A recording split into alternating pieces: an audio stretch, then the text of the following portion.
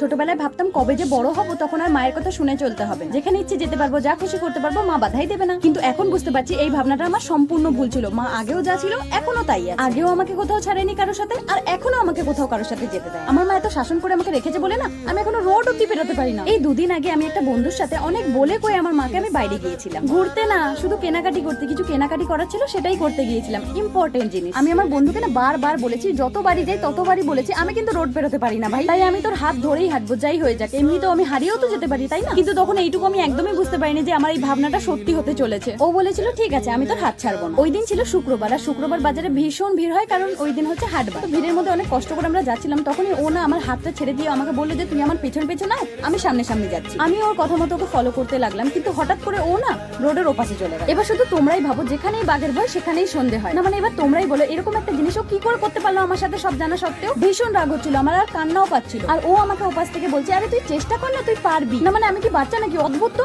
শেষমেশ একটা কাকু এসে আমাকে রাস্তাটা পার করে দিয়ে গেল। লজ্জায় আমি চোখ তুলে তাকাতেও পারলাম।